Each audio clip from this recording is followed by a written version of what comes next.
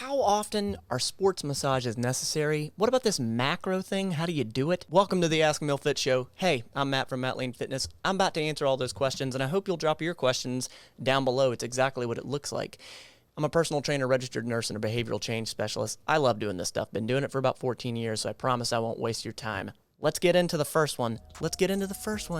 How often are sports massages necessary? I pulled this from Reddit, and I'll be flat out honest with you. I've been working on this myself for quite a few years now, and this is anecdotal. I have a study that's going to back what I'm talking about, but one thing that I wanted to inject was this. I wonder, even if massages, self-massages, even if they didn't do anything, what would it mean from a relaxation standpoint to relax your body, to take the downtime, to chill, to relax? What benefit would that do for you in the long term?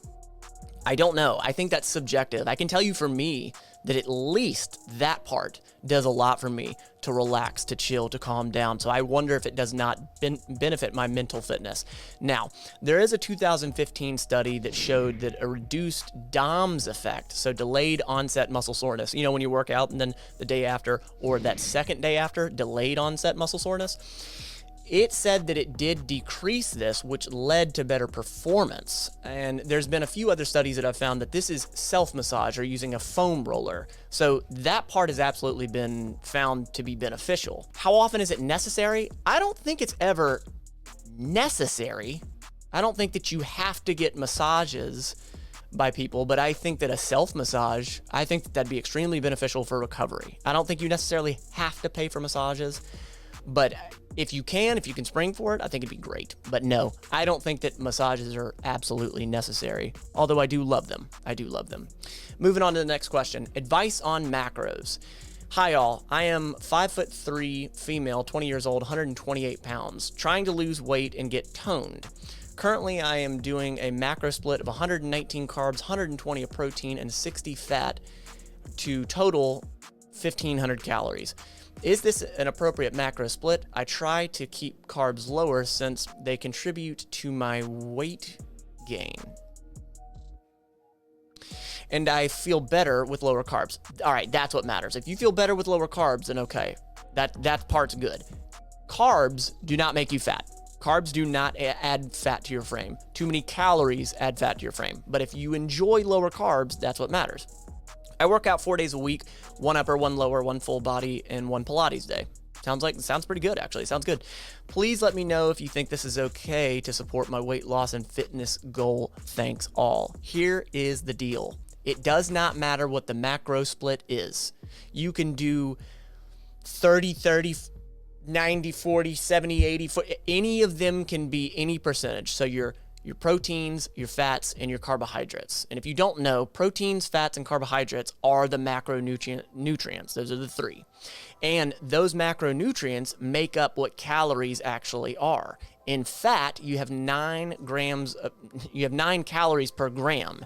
In carbs, you have 4. In protein, you have 4. So that's where the calories are actually coming from. If you eat in a calorie surplus, you are going to gain fat no matter what. If it's all protein, you're going to gain fat if you're in a calorie surplus. If it's all fat, you're going to gain fat because you're in a calorie surplus. If you eat all carbs, you're going to gain fat because it's in a calorie surplus. That's what matters. So I highly encourage you use the app Lose It or MyFitnessPal to track those calories, to put yourself in a calorie deficit, because that's what leads to losing fat. Carbs don't make you fat. Calorie deficit makes you lose the fat, okay? Now, as far as the split goes, you are asking if we have that assumed that the calories surplus is what causes fat gain, you're asking about the protein number, the carb number, and the fat number. First and foremost, we got the calories in check. Protein should be your next focus. Protein is the king of all 3 macros.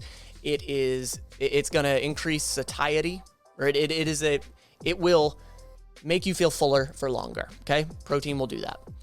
And what I would highly suggest, so there's another study that says 1.6 to 2.2 grams for every kilogram of body weight. There's actually a few studies that are pointing towards that.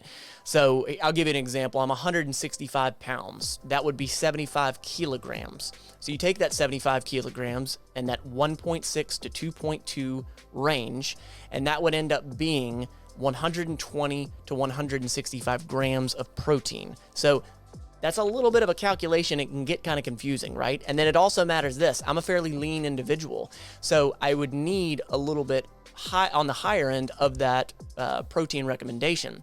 If you are overweight, if you have a lot of fat on you, then you don't need that higher range, okay? You need towards the lower range. So what I always say is do your height in centimeters, and that's a good roundabout ballpark, okay? So this person, this woman is 5'3". That would be 160 centimeters.